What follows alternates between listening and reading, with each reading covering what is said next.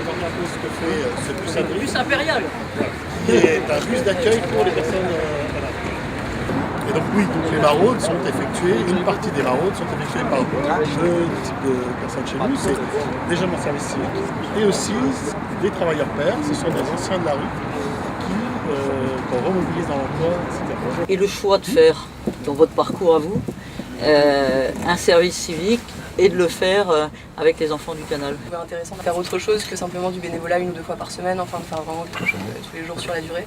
Et les enfants du canal, simplement parce que le problème des personnes sans abri, c'est quelque chose qu'on voit tous à Paris, c'est un problème auquel on est tous confrontés. Propos remarquable, les jeunes s'engagent, les jeunes sont volontaires, ils sont solidaires, ils ne sont pas comme certains, on va dire, repliés sur eux-mêmes, uniquement dans leur univers, mais au contraire, il y a une vraie générosité, une vraie fraternité, un véritable engagement des jeunes. Sur les derniers chiffres qui ont été faits avec l'IFOP, on a une augmentation des jeunes qui s'engagent dans le service civique. Notre réponse est aussi de permettre à plus de jeunes qui puissent avoir cette expérience. Nous, on est très contents d'avoir ces jeunes. On est même très fiers que certains choisissent les enfants du canal pour leur bénévolat. Et en plus, ils travaillent bien, donc on est très contents et on demande que ça continue. C'est vrai que l'intervention auprès des personnes de la rue, il y a une certaine technicité, il y a une certaine compétence à acquérir. Alors on n'en forme pas des travailleurs sociaux, c'est loin de là, mais on a apporté un peu un minimum de formation et je pense que Joseph souhaite en parler. Il y a le système de tuilage qui est super efficace. Moi, pendant 2 semaines, j'ai été accompagné par un ancien volontaire. Donc en plus, on a des secteurs de prédilection et donc j'étais dans mon secteur et il me présentait aux personnes et il me donnait toutes ses astuces. Et donc là, j'ai appris beaucoup de choses avec lui. Ça a duré 2 semaines. Après, on avait des journées plus théoriques sur les publics, et comment on en arrive dans ces situations-là et quels sont les freins à la sortie de la rue, et le mal logement, les chiffres et les dispositifs qui existent aujourd'hui. Ce qui est bien, c'est qu'en fait, on a eu un peu plus d'1 mois d'expérience de la rue. Du coup, quand on arrive en formation, on pouvait déjà parler de cas pratiques. Donc il y a 12 jeunes qui sont sur la maraude et le bus. Et puis on a un atelier cinéma qui est en train de se monter. C'est ça, Joseph ? Une web série. Une web série. C'est quand même mieux.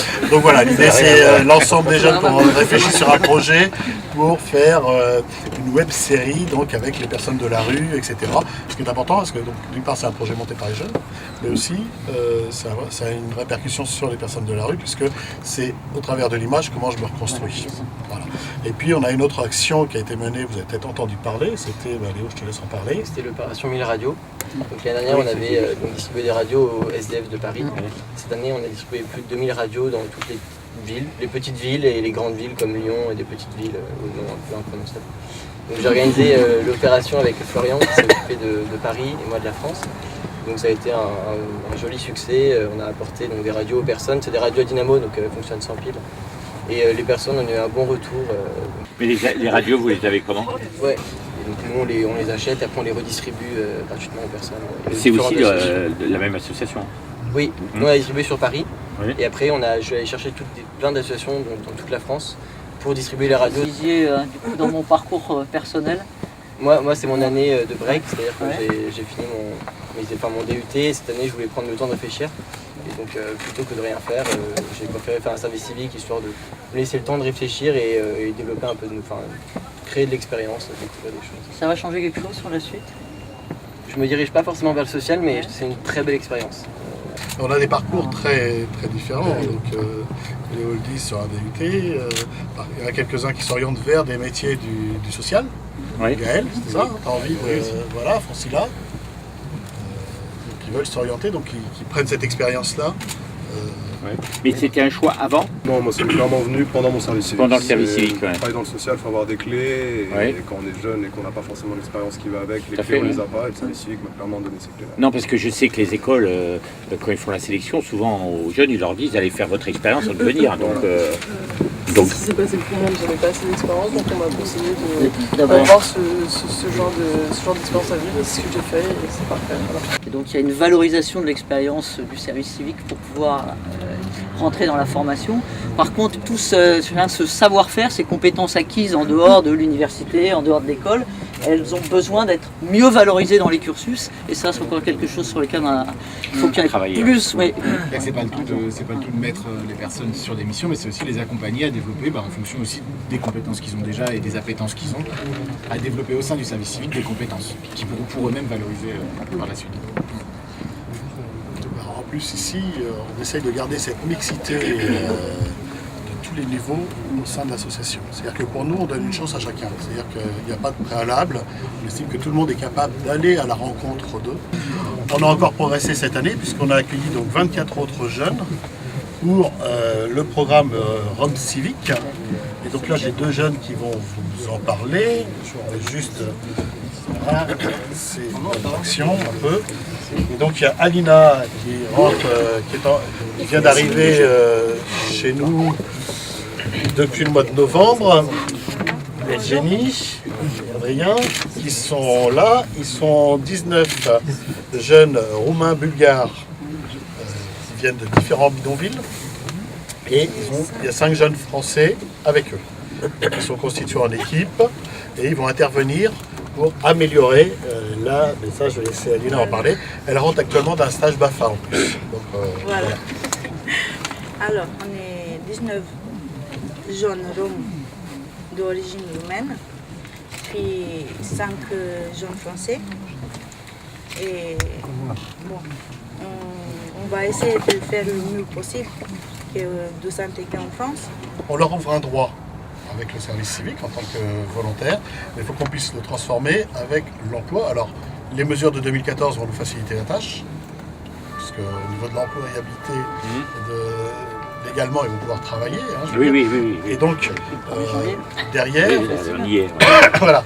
Et donc derrière, on va travailler leurs projets avec eux. Donc certains, c'est des projets d'animation, d'autres, ça va être, c'est un projet d'être chauffeur, etc. Donc on va travailler sur ces questions-là. On a fait un stage et maintenant on va sortir sur les places, on va sur l'écran.